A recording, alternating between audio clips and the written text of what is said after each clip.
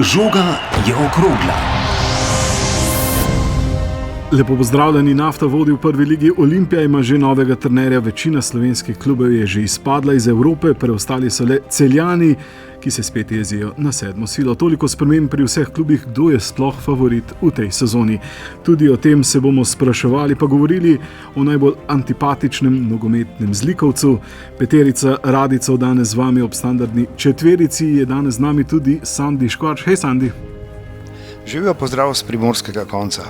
Sicer pa tu Boštjan Janežič, dober dan, Marko Cirman, hej, in Jože Pepevnik. Zdravo. Moje ime je Luka Petrič. Prvi polčas. Marko je zdaj vmes me že vprašal, kdo je zlikovec, in že omenil, kdo bi bil. Sandi, Jože, veste, o kom govorim? To je kviz, začnemo s kvizom. Ja, začnemo tokrat s kvizom. Ne, mene si na levi nogi vejo. Kdo je najbolj antipatični nogometni zlikovec? A ja, Gianni Infantino. Ja, super. Okay. Sandi, si ti imel tudi istega v mislih?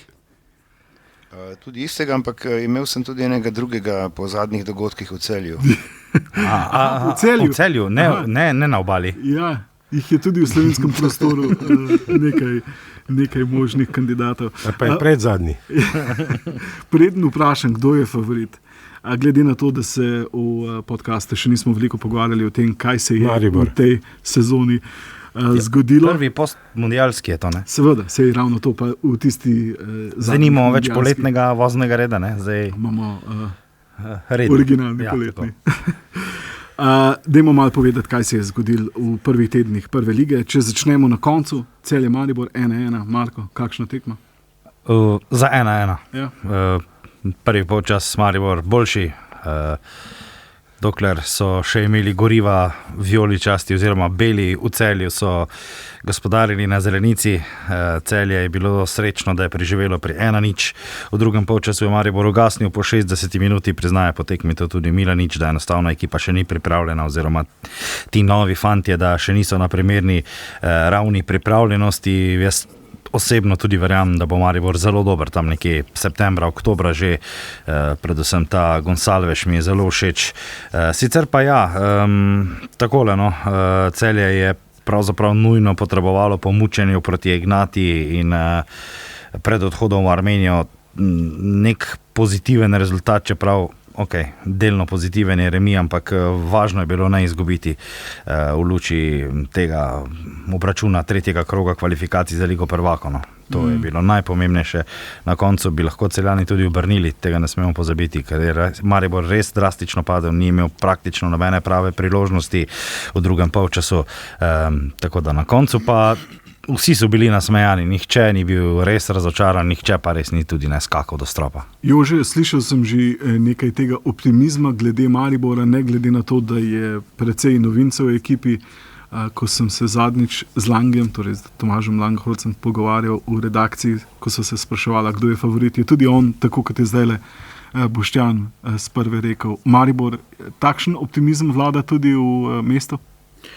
Optimizem gotovo, ne ravno optimizem, da bi zdaj vsi napovedovali takoj naslov prvaka, gotovo pa se je ustvaril morda nek vakum z spremembami številnimi v Celju, ko se zdi, da zaenkrat Celjani, tako se zdi, zaenkrat niso najbolje kadrovali in ko so izgubili nekaj pomembnih nogometašev, da se je tu ustvaril nek vakum, v katerega lahko vstopi Maribor, seveda tudi s to nekako novo energijo Zlatka Zahoviča, z nekaj dobrimi zaenkrat okrepitvami, z nekaj okrepitvami, ki absolutno še niso 100% pripravljene, pa so že dokazale v slovenski ligi, da so lahko dodana vrednost Gonsalvesa, ki ga je Marko omenil, tudi sam nekako cenim oziroma veliko pričakujem od njega, veliko pričakujem tudi od mladega vezista Jevšenaka, ki je okrepil Maribor v tem poletju, tako da optimizem,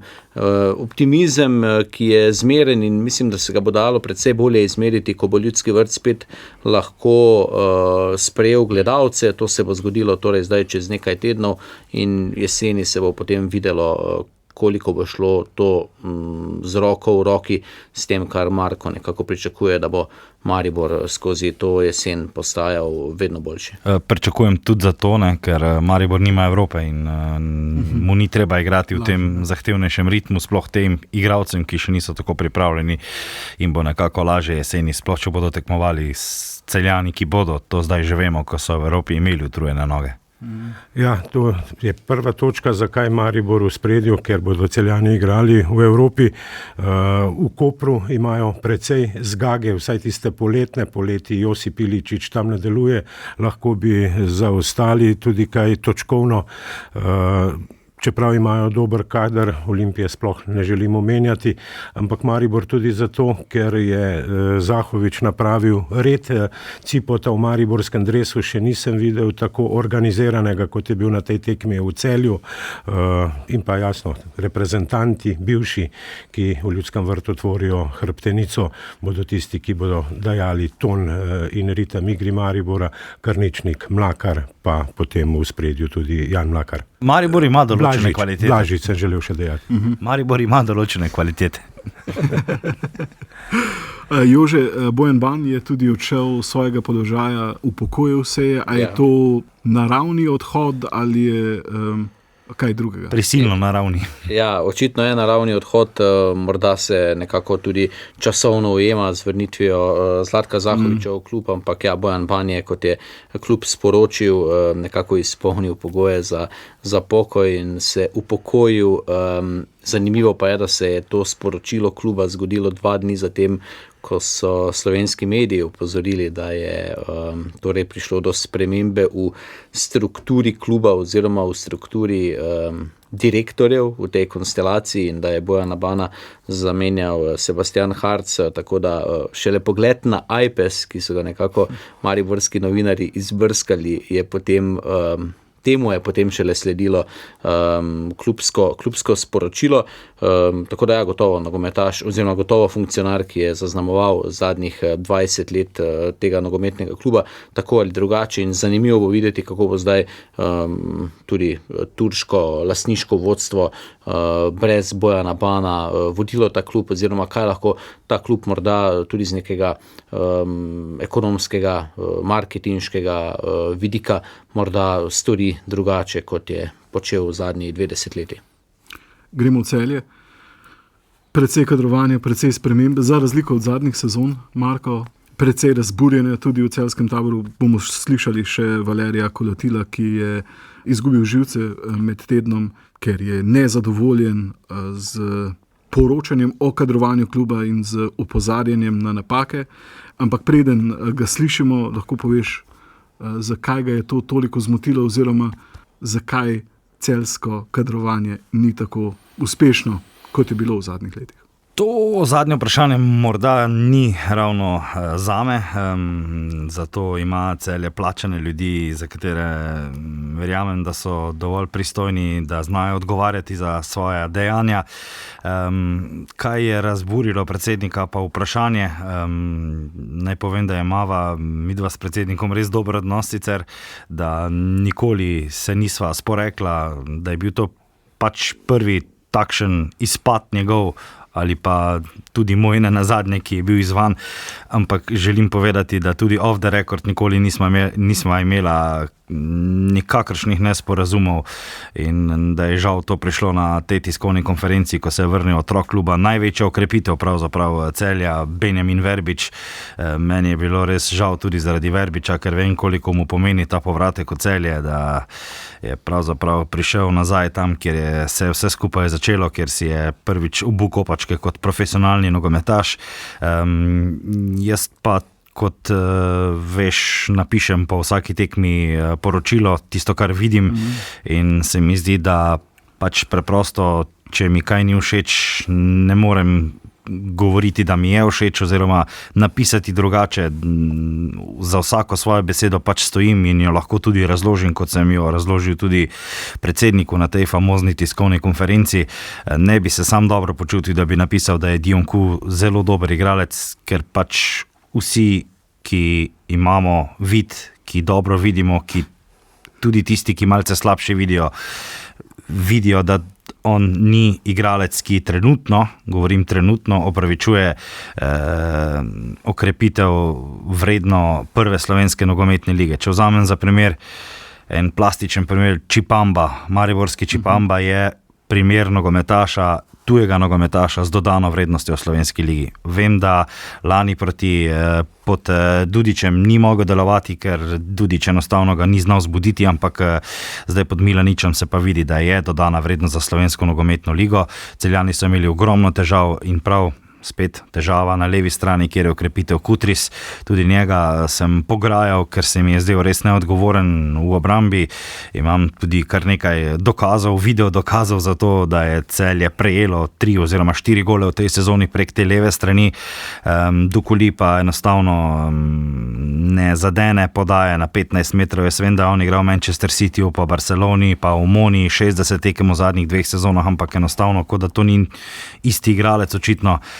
In sem pač poudaril, da v tem trenutku on ne kaže tega, mi je pa potem predsednik dejal, da si lahko kupim njegov dres, ker bo vreden čez nekaj let precej več, ampak sem rekel z veseljem, da pa seveda v tem trenutku pa žal, mislim, ne bi se počutil dobro, ker bi sam sebi lagal, da on kaže vrhunske predstave. Pa sploh ni zdaj problem Dionku, problem je na splošno kadrovanje, enostavno niso dovolj kakovostne zamenjave našli za tako dobre igralce, kot so bili Nieto, Karničnik in pa Josifov. Ta Dukuli je sicer živahen, ni pa še popolnoma prilagojen na ta nogometni prostor, igral je v Avstraliji, to je čisto drugo nogometno okolje in jaz verjamem, da se bo svojo živahnostjo že prebudil, ko se bo tudi navadil svoje ekipe, ampak res boli lahko človeka, ko vidi tako osnovnošolske napake pri enem nogometašu, ki bi naj prišel kot okrepitev v klub, pa po drugi strani pomisliš na marsikaterega fanta, ki bi lahko tam na desnem boku igral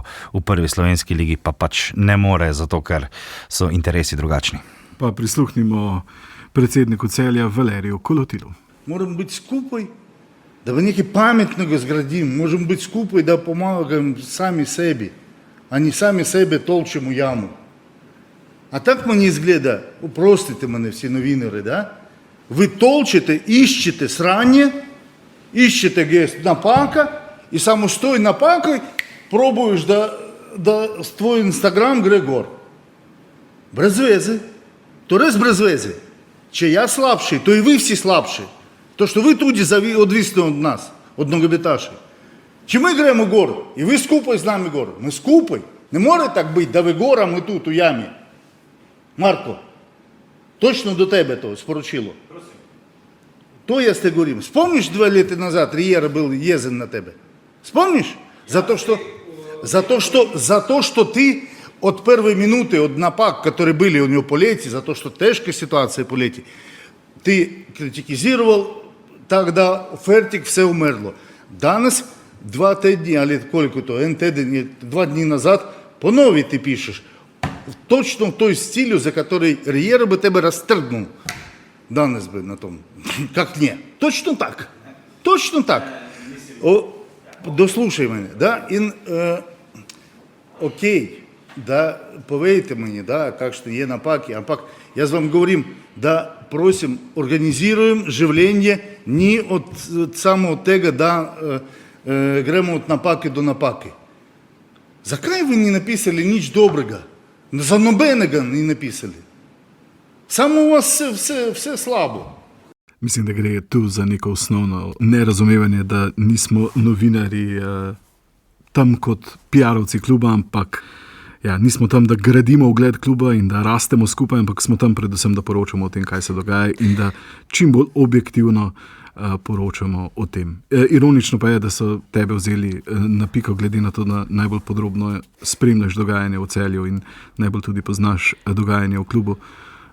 Ironično je tudi to, da sem v istem zapisu, gospod predsednik je bral moje Instagram objave, predvsem na tej tiskovni konferenci, in v tem zapisu je tudi v eni izmed alinej, da je Mario Kvesič profesor za vse te ukrepitve, kar je res v tem trenutku. In mislim, da se ne strinja to samo to omizje, ampak nasplošno se strinja vsa nogometna javnost. da preprosto okrepitve v letošnji sezoni niso bile najbolj posrečene. Za tem stojim, nimam nobenemu ne želim slabo osebno, želim dobro klubu, želim dobro slovenskemu nogometu. Jaz pa mislim, da je vseeno naloga novinarja, da opozarja takrat, ko ni dobro in da rade volje pohvalim tudi, sem prvi, ki bo pohvalil Celje in sem ga že velikokrat hvalil, tudi ko ga morda kdo ni. Ampak ja, očitno je nekdo prenesel to Valeriju Kolotilu in na koncu ta bes in danes smo lahko skupaj in nisem v Armeniji. Jože? Samo vrnil bi se na tisto usporednico, ki jo je Marko postavil z Izakom Čipambo, ne?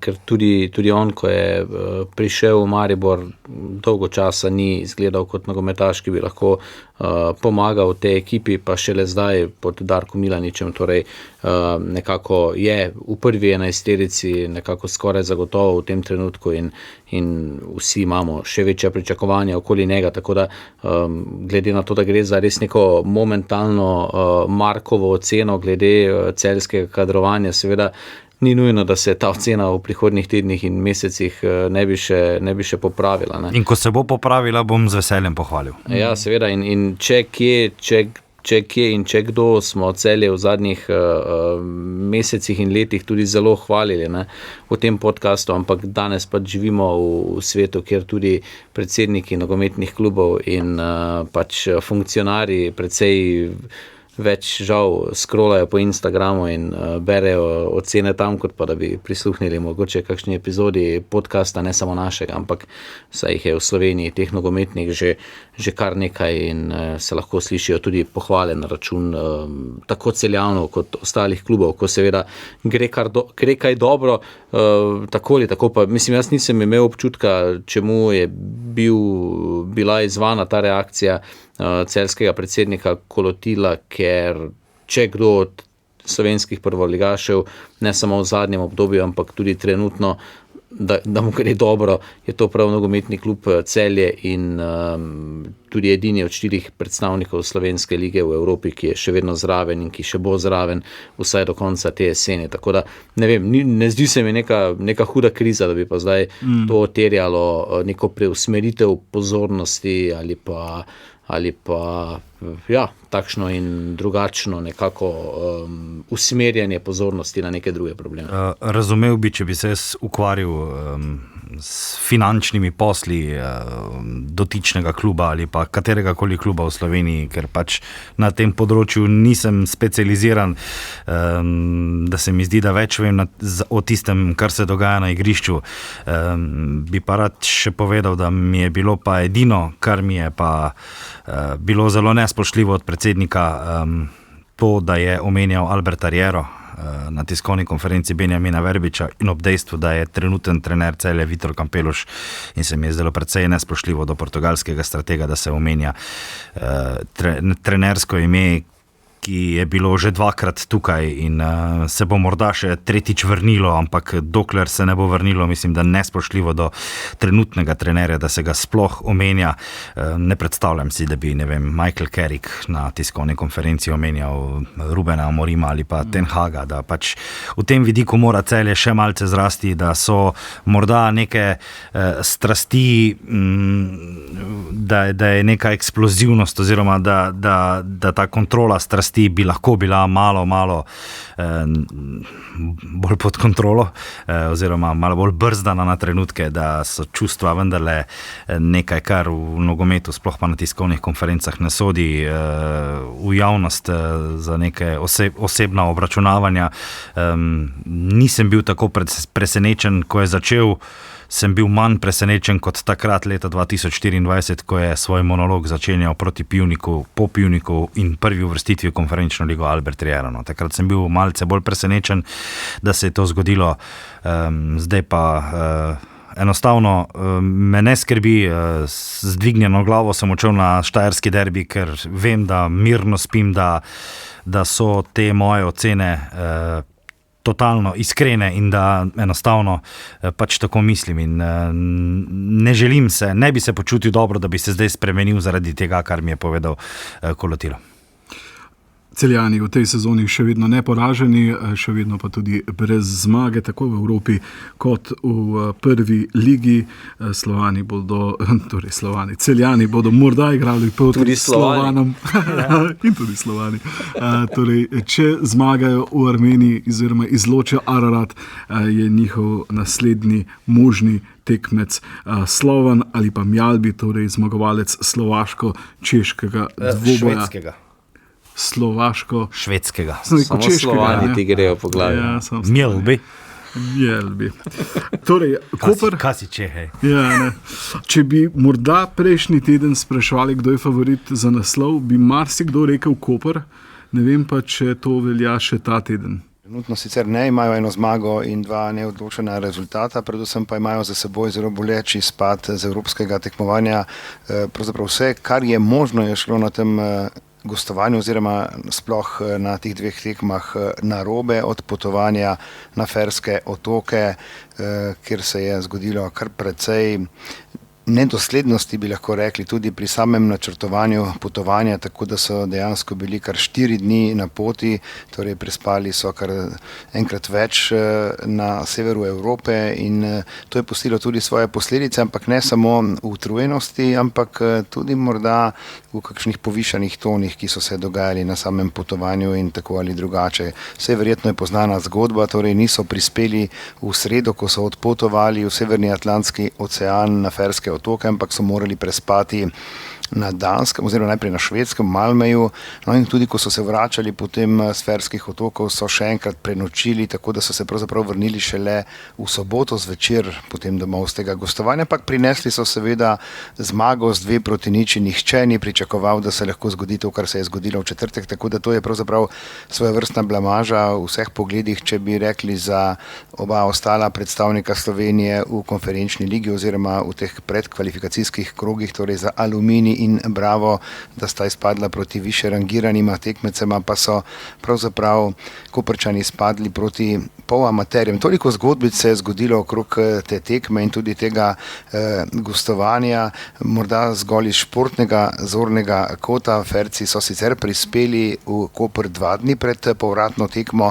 Njihova tekma je bila pri 12 stopinjah, tu v Kopru pa je bilo zvečer, ko se je tekma začela, 31 stopinj, pritoževali so se, da ne morejo dihati, da pravzaprav niso vajeni te sredozemske klime, poleg tega so prispeli še v ta sredozemski vročinski val, kar jih je še dodatno onemogočilo.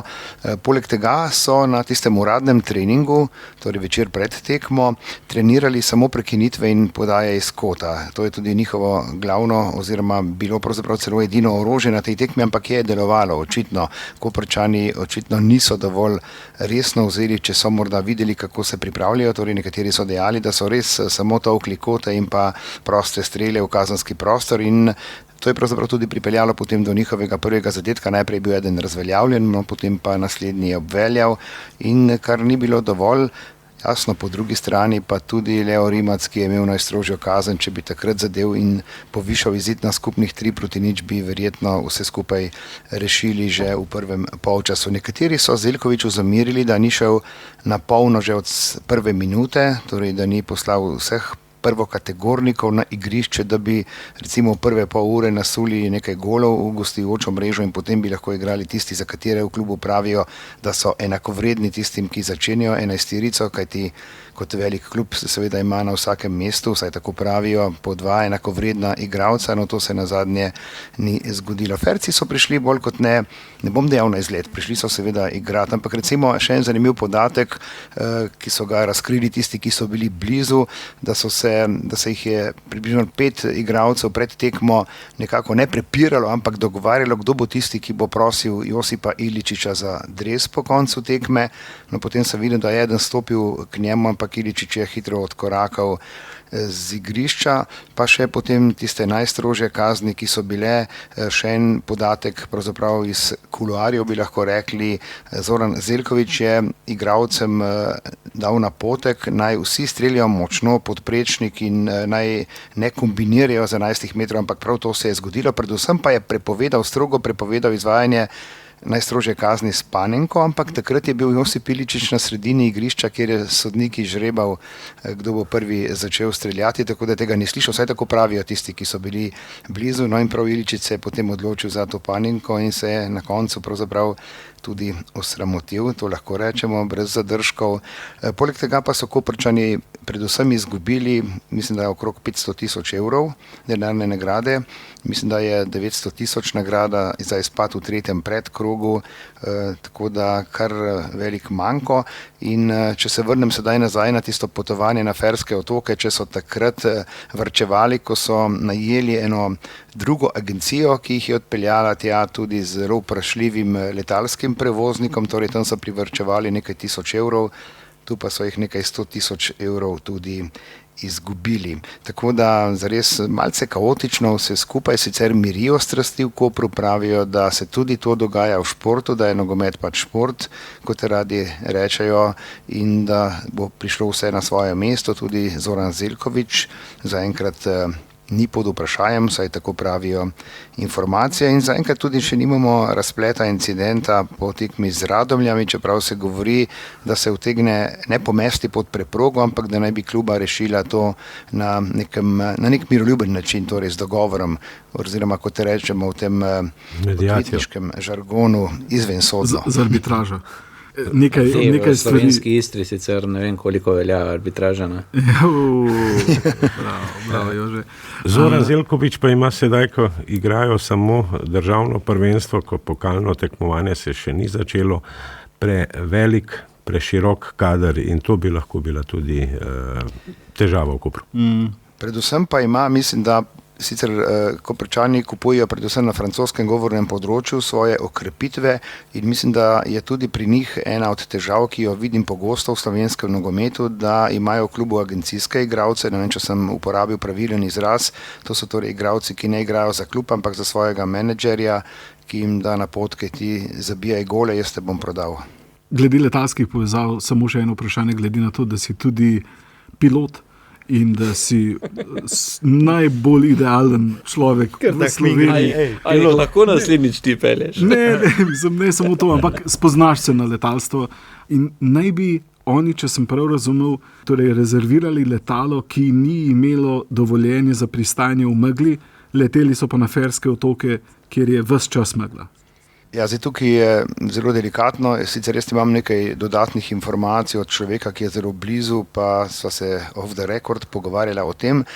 Oni sicer imajo agencijo, ki jim ureja te prevoze, ko gredo kam iz Slovenije, ampak tokrat so se, takšna je bila pač odločitev dela vodstva kluba, odločili, da bodo najeli agencijo iz Italije, ki je tudi verjetno bila malce cenejša kot njihov stalni prevoznik in mislim, da so bili deležni tudi opozorila, da je letališče na Ferskih otokih, da je nekaj posebnega, da je tam pogosto megla in ko sem se potem pri kolegih, torej tistih pravih pilotih, jaz nisem pravi pilot, jaz sem športni pilot, pozanimal in eden izmed njih tudi preveril vse te vremenske podatke in točno po urah videl, kdaj je bilo kakšno vreme. Sicer Koprčani bi morali odleteti proti Ferskim otokom že v sredo dopoldne ob 10, no poleteli so pa ob 6 zvečer in sicer samo do Malmeja.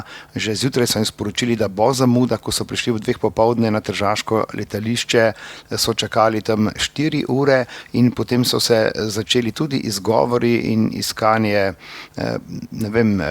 neke prave smeri. Mislim pa, da jim niso najbolj natančno pojasnili, sicer pa na hitro naj povem, zakaj gre, torej, da lahko letalo pristane ob zmanjšani vidljivosti, potrebuje posebno opremo in tudi piloti morajo imeti posebno dovoljenje za pristajanje v razmerah, ko je vidljivost slabša. Zdaj mislim, da ni potrebe, da gremo v prave podrobnosti, ampak gre za horizontalno in pa vertikalno vidljivost. In pa še ena težava je, če letalo pride do letališča in se recimo v tistem trenutku vremenske razmere spremenijo, mora imeti pripravljeno alternacijo, se pravi, tam bi morali narediti tako imenovani go around in odleteti nekam drugam, ampak ko si nad Ferskimi otoki, je to nekam drugam precej daleč, verjetno Norveška ali pa morda Škotska je tudi tam blizu. blizu, ja.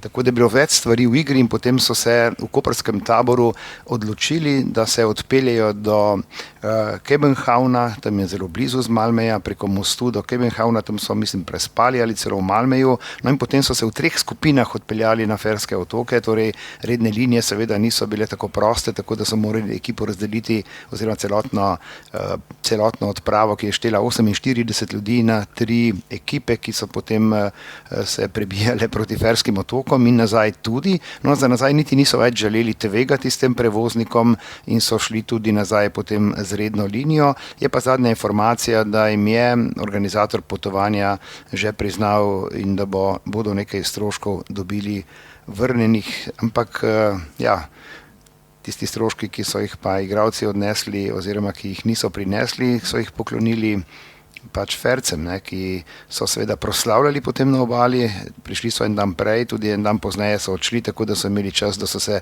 v vroči portoroški noči tudi malce pozabavali. Ja, gotovo več minusa kot pa plusa za koprske nogometaše, za koprski klub, predvsem glede na to, da so nekaj tega denarja nazaj dobili.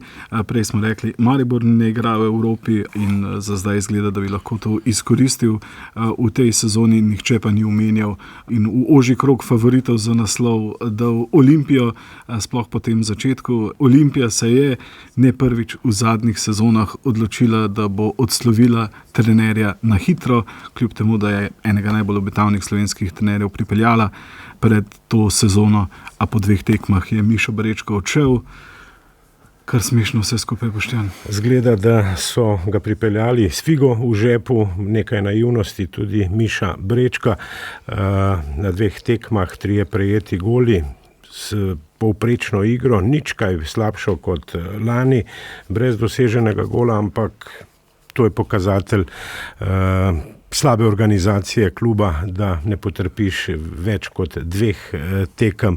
Bili so že na nogah tudi Green Dragonsi na pripravljalnih tekmah, ampak šlo je, mislim, da v tej smeri, vsaj viri blizu kluba, da je slabo govoril o klubu Mišo Brečko, da ni povezave z mladinskim pogonom, da delajo upravniki zgolj z menedžerji, da ne ustvarjajo svojih igralcev, da je najboljši nogometaš tisti, ki ga za odškodnino pripelje agent, in stopil je na rep tako Deliusu kot Barišiču in hitro je bil potem na potezi športni direktor, ki ga je odslovil, ampak res smešno, narobe, negospodsko in verjetno tudi črn madež na že tako skrahiran imidž kluba. Olimpija se je v zadnjem krogu odlepila z dna lestvice, potem ko je doma premagala Aluminij, preostali rezultati, ki jih še nismo omenili, Grosuplje, Koper 1-1, Radomlje Bravo 1-2 in Nafta Mura 5-2. Nafta je vodilna v ligi, skupaj na vrhu izenačena z Bravom 6 točkami, a ima seveda boljšo gol razliko po tej zajetni zmagi. Maribor, Koper, oba 5 točk in Celje 2 točki, pa še edini neporaženi klubi. Kdo je favorit? Samo na hitro. Maribor, tu oba, Marko in Boštjan. Ne? Marko ni tako Celje govoril. Maribor. Celje Maribor. Naslov ostaja na Štajerskem. Aha, ampak Celje na prvem mestu. Ja. Jaz mu ne verjamem, Sandi. Da kdaj tudi pohvalim. Moje mnenje je Celje, Maribor, Koper. Okay. Na stopničkah, 1., 2., 3. Prav, jaz bi sam dal tudi Maribor na prvo mesto. Jože, kaj pa ti? V mariborskem studiu je vedno favorit Maribor. Okay. Maribor? Ne, mislim, da bo zelo tesno prvenstvo, no? Ker se mi zdi, da tudi prestopni rok na koncu koncev še ni končan za slovenske klube. Tako da vemo, kako se ekipe včasih tudi potem po zimi spremenijo, da gre samo za pravno, formalno iste zasedbe, ne pa več tudi kadrovsko. Tako da, ja, Maribor morda z manjšo prednostjo, vsaj v mojih očeh, ampak gotovo pa ne veliko. Samo še ta dodatek, še po zimi bo, ker je prvenstvo maraton dober prestopni rok za Mariborčane, za tiste, ki sedaj vodijo Maribor, so tega vešči, da se takrat kadruje, govorimo o Zahoviču, tako da Maribor pa potem za kar razliko Celje, pa vprašanje, kako bo s Koprom. Kje bo Olimpija? Morda bodo Koprčani brez kupili Evrope. kakšnega Ferca. Boštjan Videmšek, ko je bil naš gost, ne, med mundialom je dejal, da bo Olimpija 8. Zdaj pa ne vem koliko. To bo pa res brez Evrope, če bo 8. Morda za šalo. Drugi polčas. Ne bo te šale. Ne bo šale, daj poveš, zbir šale. Resen podcast, ni šale. To sem povedal z namenom, kajti ko smo po tekmi na tiskovni konferenci trenerja, torej Runa Vika, vprašali, zakaj je imel na klopi samo 2 vratarja in 4 rezervne igralce, je dejal, ostali niso imeli časa priti. Torej, to tudi kaže o tej teži poraza koprske ekipe. Torej, zares ekipo, ki je prišla skoraj da na izlet, niso mogli pač premagati, čeprav bodo seveda sedaj lahko rekli tudi, ne, da ni enostavno. Ampak to so vedeli že prej, da ni enostavno. Ne nazadnje, tudi mundial je pokazal, da je da tudi ekipa, nad katerimi smo se, recimo, ko smo izvedeli, koliko jih bo, zmrdovali, pa nekateri so se pokazali, ne, kot igralci oziroma kot ekipe željo. Da vsi igrajo nogomet. 562 prebivalcev ima Runa. Zdaj bomo zares lahko rekli, vsi trenerji bodo lahko rekli, sploh pa v Kopru, vsi igrajo nogomet, celo Ferci. Tudi. No, z njimi smo se opekli tudi z reprezentanco. Večkrat, zdaj pa res vsi že igrajo nogomet. Ja. Se moramo že to navaditi. Saj smo imeli svetovno prvenstvo z 48 ekipami, ko... Ferci imajo igrače. Tudi to. Gremo k zlikovcu, ko smo že ravno omenili svetovno prvenstvo. FIFA je znova skušala narediti nov komercialni premik. Skušala je prodati delež svetovnega prvenstva v zasebno lastnino in tu pa je šel Infantino čez rob, potem ko je nekajkrat stopicljal po njemu. Marko se je pa tokrat opekal, ne? Ja, v bistvu si je skopal jamo. 20% delež je želel prodati enemu od zasebnih investicijskih skladov, ampak reakcija UEFA je bila kot za Superligo takrat hitra, bliskovita, učinkovita, tako da z zagroženim bojkotom je potem Infantino moral popustiti. Nekako se mi zdi, da se je že na svetovnem prvenstvu videlo, da se rad druži s temi elitami v političnem in gospodarskem smislu in da mu je to nekako stopilo v glavo. Tudi zadnja 3 svetovna prvenstva, vemo, v katerih državah so bila Rusija, Katar in ZDA, tam nekako avtoritarni ljudje jo vodijo, tako da to je vse skupaj močno vplivalo na Infantina. Verjetno so seveda drugi vplivali še bolj nanj, ampak na koncu sreča, da imamo tako močnega človeka na vrhu UEFA, kot je Aleksander Čeferin, ker je res ekspresno reagiral in v kali zatrl vsako možnost, da bi tudi češki predsednik zveze, ko je imel nekaj pomislekov, da bi morda ta projekt tudi podprl, potem bi bil črna ovca med temi 55 članicami in nekako hvala Bogu, da se je tako išlo. No, Čeferin je še vplival tudi na to pred bližajočimi se, ne tako bližajočimi volitvami v FIFA, da nima več evropske podpore Gianni Infantino tudi za nov mandat predsednika FIFA. Ravno to, da so nekatere vidne članice UEFA to sporočile, potem nekatere azijske, mislim, da Kuvajt pa Katar so izrazili podporo Blatterju, ampak Infantino, zelo dobremu nadomestku Blatterja. Švicarska linija. Ja, zelo. Blatter 2.0. Prispodoba z Blatom, ja. Mislim, še res je ironično, da je Blatter med svetovnim prvenstvom izpadal kot moralni steber v primerjavi z Infantinom. Ne. Ampak se je zdelo pred nekaj tedni, da je Infantino jadra proti novi zmagi na predsedniških volitvah, ki bodo tako kot za UEFA tudi naslednje leto za FIFA, ampak zdaj pa pod precejšnjim vprašanjem. Praktično je sam na svojo roko to počel. Ne. Niti njegovi najožji sodelavci tega niso vedeli, niti predsedniki, niti glavni pri FIFA-nih operacijah za karkoli. Nihče ni bil obveščen, enostavno mail je preletel na vse zveze in zveze so tako reagirale. Preden gremo k sodnikom dodatku še k ženskemu nogometu, ta teden se začenjajo kvalifikacije za Ligo prvakinj, tudi za slovenske predstavnice. Mura se je precej ukrepila v tej sezoni, Sandi. Doma bo gostila, torej to je drugi krog kvalifikacij za Ligo prvakinj od 3. Ja, to je drugi krog. Po tem drugem krogu zmagovalke gredo še v tisti play-off, od tam pa je potem pot tudi v Ligo prvakov, torej v ligaški del, ampak UEFA je ustanovila še eno tekmovanje, žensko evropsko tekmovanje, in sicer Evropski pokal, nekakšen ta pokal drugo rangirani, ki ga imajo tudi moški. No in tam se je recimo letos neposredno uvrstila ekipa Radomelj, ki je bila podprvak v državnem prvenstvu in sicer bo nastopila že v prvem predkrogu tega novo ustanovljenega tekmovanja, ki se imenuje Women's UEFA Cup, torej pač pokalno tekmovanje drugega ranga za nogometašice. No, medtem ko bodo, torej, kot rečeno, zmagovalke tega predkroga, ki bo sedaj ta konec tedna širom Evrope na sporedu. Slovenski turnir bo potekal na Fazaneriji. Najprej bo Mura igrala v sredo proti ekipi iz Konstance, ki je romunski prvak, druga dva tekmeca pa sta Avstrija, Dunaj in pa Hajduk. No, potem pa se zmagovalke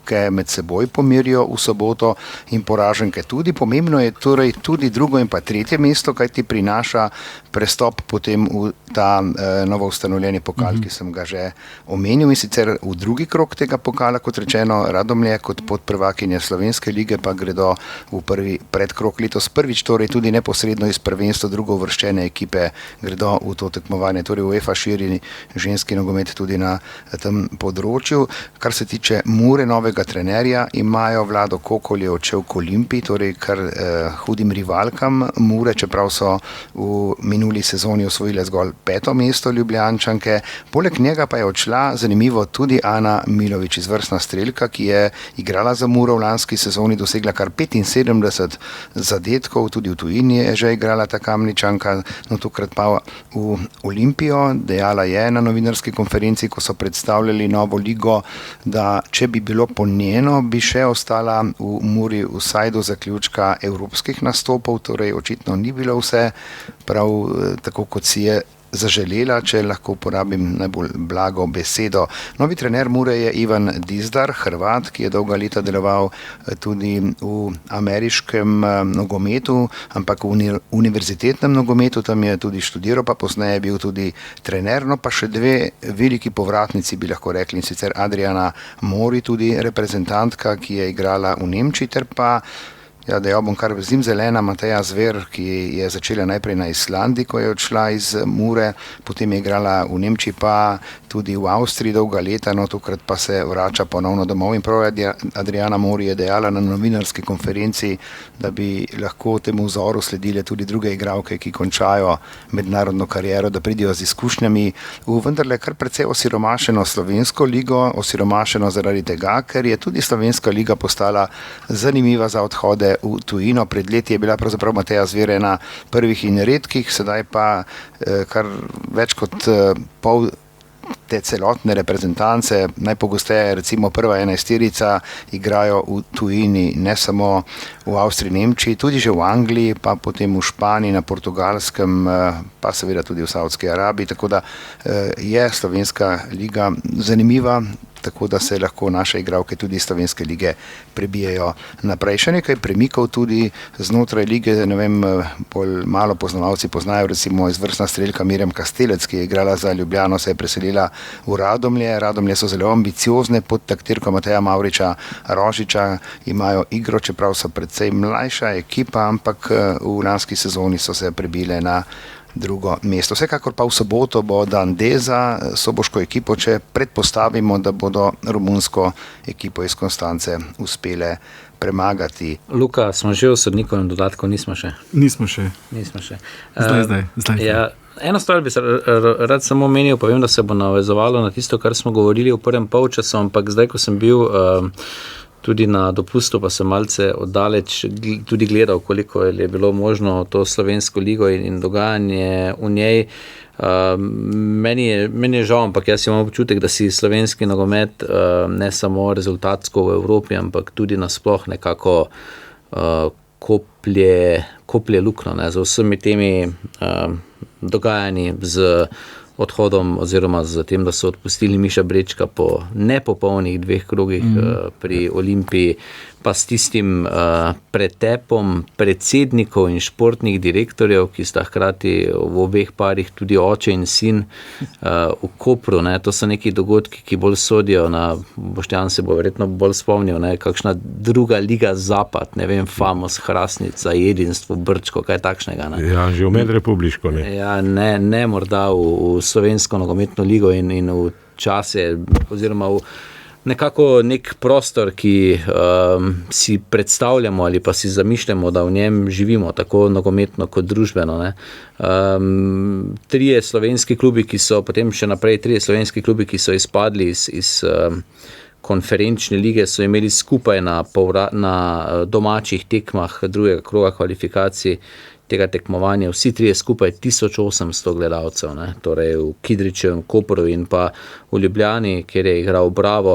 To so neke, vem, da so dopusti pa vse, ampak neke precej alarmantne številke. Poleg tega pa je ravno danes Mariborski Večer objavil eno super analizo oziroma reportažo o gledanosti slovenskega nogometnega prvenstva in v časih, v obdobju, ko povsod po svetu se nogomet, zdi se, glede na TV pravice, glede na denar, ki v njem kroži, gleda vedno bolj in je nekako vedno bolj dejansko široko dostopen množicam, je Slovenska liga v zadnjih 3-4 sezonah izgubila polovico svoje gledanosti.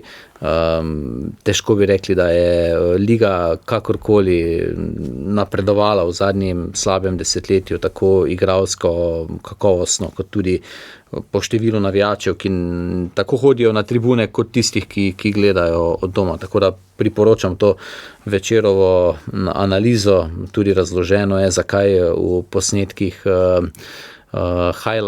highlightov, torej vrhuncev vsake tekme, zakaj ni nekaterih najspornejših situacij, zakaj so izrezani dvomljivi prekrški, tako var, ne var posredovanja. Tako da to ni najboljši trenutek za slovenski nogomet, prav gotovo ne, in jaz res srčno upam, ker pa Avtokrati. Ja, obstaja pa ena kopica ljudi, se mi zdi, pa ne samo, da nas šteje mednje, ampak tudi vse tiste, ki nekako se trudijo v tem nogometnem svetu slovenskem, tako ali drugače, drugi podcasti, oddaje, kakorkoli, ki želijo slovenskemu nogometu in ligi dobro, ampak bilo je že precej bolje v slovenskem nogometu, tako ali drugače. In ne vem, ko gledam to, si nogomet ne dela reklame, tudi v primerjavi z ostalimi zelo popularnimi in pravično in kako bi rekel, pa vsem pravilno zelo popularnimi športnimi panogami v Sloveniji, si nogomet z temi in drugačnimi potezami dela veliko medvedjo uslugo. Lahko še en pogled v jamo, ki si jo omenil. Namreč v tej jami se je znašel 4-kratni državni prvak Gorica, ki je celo na poti v stečaj, kot so zadnje informacije. Približno, kot smo lahko slišali, imajo okrog 350 000 evrov dolgov igralcem, vseh dolgov pa je za več kot 600 000, čakajo seveda nekoga, ki bi vstopil v klub, ampak verjetno ga ni. No, ampak nazadnje se je pojavilo tudi vprašanje, ali bo mladinska ekipa, ki so ji dovolili, da bo nastopala v prvi ligi, kamor se je uvrstila potem, ko je premagala Interblok v lanskem tekmovanju, torej ali bo sploh lahko zaigrala, če bi šel seveda klub v stečaj. Poleg tega tudi članska ekipa, ki naj bi nastopala v 4. ligi, torej v Primorski ligi, zaenkrat nima igralcev in slišali smo predsednika, ki poziva tudi tiste igralce, ki so že končali, da morda pridijo in igrajo vsaj toliko, da bi lahko igrali. Torej, kakšna so pota tega nogometa. Sicer je tudi malce zgodovinsko vse skupaj pogojeno. Spomnimo se let nazaj, ko je imela Gorica seveda močnega sponzorja, torej igralniško družbo, in takrat se seveda sploh ni spraševalo, samo pač potrebovali so, kolikor so, in potem so tudi kupovali igralce povsod, tako po Sloveniji kot tudi v tujini, bližnji in daljni. Sedaj pa se je vse skupaj začelo spuščati navzdol, tudi po tistem prihodu Parme, ko je bilo pravzaprav marsikaj narobe, no, in očitno se ta zgodovina nekako ponavlja oziroma gre naprej vse skupaj, ampak ne navzgor, ampak navzdol, in zares čudna situacija je pravzaprav v tem trenutku v Gorici. Sodnikov dodatek. V sodnikovem dodatku tokrat 2 igralca, gibali bomo, kdo je to. smešen, Luka. Gremo od lažjega k težjemu. Prvi je Hajduk Split, Bordeaux, Cannes, PSG, Sochaux in Nica. Čakaj. Aha, Aljoša Asanovič. Ne, Aj ne? Ja, bi mogla še biti en iz angleški klub starih zraven. časov. Ja, seveda. Pomagi mi. Iz tistih čakaj, Hajduk, 80-ih. Kaj je bil Slaven Kan. Bilić. Ne, starejši. Sam, Daj je francoske klube še enkrat naštej. Bordeaux, Cannes, PSG, Sochaux in Kozniku. Nica. Ne. Več tekem je odigral za Hajduk kot za vse francoske klube skupaj. Vulič. Ne, Čakaj, kdo je to? Gudel. ne, Zoran Vujović, ne, ampak Zlatko Vujović. Da. Ja. 80-ta, ne? Imate pa Zlatko in Zoran Vujović skoraj iste klube, samo da mislim, da po Kanu je odšel potem Zoran, torej k Zvezdi, Ja. medtem ko pa Zlatko je pa ostal v Franciji. In dosegel svoj zadnji 25. gol za Jugoslavijo v zmagi proti Škotski s 3-1 na Maksimiru leta 1989. Zdaj pa še, mislim, da najtežji, oziroma težji. Racing Busafam, Cerro Porteño, potem pa evropski klubi, Genčler Birligi, Real Madrid, Middlesbrough, Chelsea, Newcastle United, Ankara Göču in AEL Larisa. En Kdo je to? Torej, bom Paragvajc. evropske klube naštel, ni Paragvajc. Okay. Čestitke, da veš, da je Cerro Porteño iz Paragvaja, sam nisem vedel. Res ne? Ja, neki menedžerja smo pa že obrnili. Ne? Ja, ne. Paragvajske lige še nisem igral. Genčler Birligi, Real Madrid, Middlesbrough, Chelsea, Newcastle United, Ankara Göču in AEL Larisa. A je Geremi? Oh, Bravo. bravo. Jaz si vam še eno vprašanje, pa ni kdo je to. Vprašanje pa je, kateri so edini 3 klubi evropski, ki so po številu odigranih tekem tako v Ligi prvakov oziroma pokalu državnih prvakov, kot v pokalu UEFA oziroma Evropski ligi med top 15. Še enkrat povej, prosim. V obeh tekmovanjih, torej najelitnejših evropskih, v Ligi prvakov in v Evropski ligi oziroma njunih predhodnikih, je med 15-terico klubov, ki so odigrali največ tekem v enem in drugem tekmovanju, so samo 3 klubi, ki se znajdejo na obeh lestvicah. Ajax, Benfica, Real. Ajax je pravilen odgovor, Benfica in Real pa ne. Sevilja. Tudi ne. Sorry, dej še enkrat povej. Imaš 2 lestvici, ne? Ja.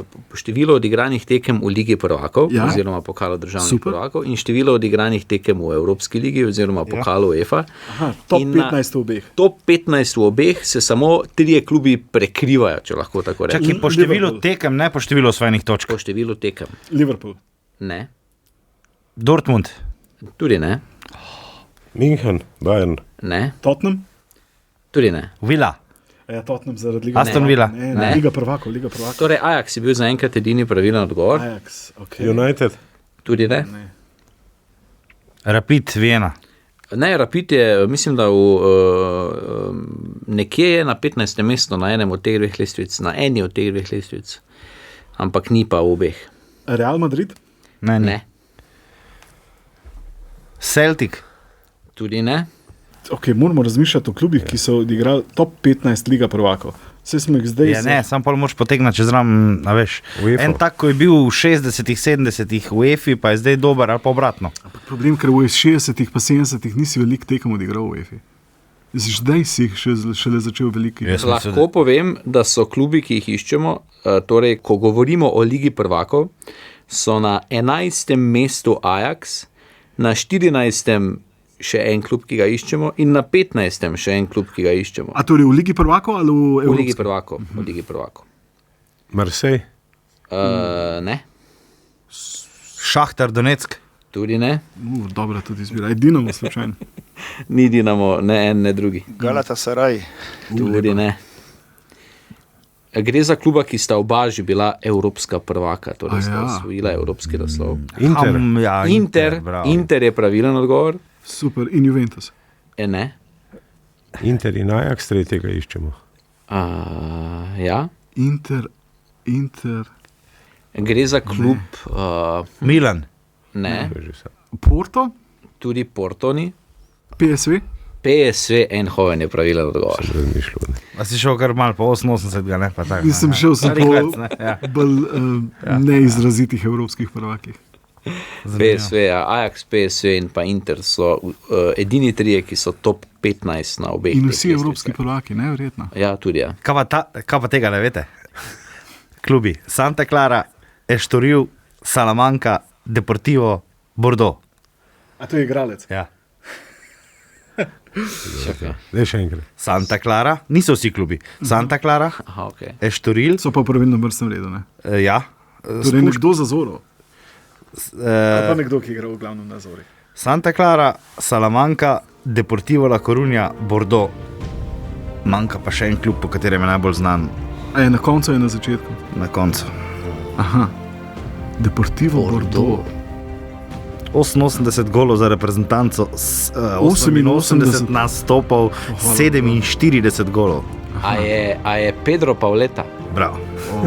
PSG. Bravo. Jože, PSG je šel pa le. Jože je dopustniško svež. ne Ja, prvič ja. obvladaš.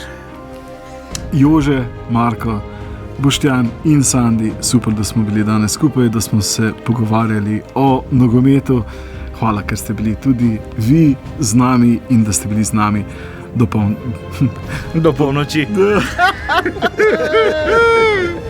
do konca podcasta. Uživajte, se slišimo.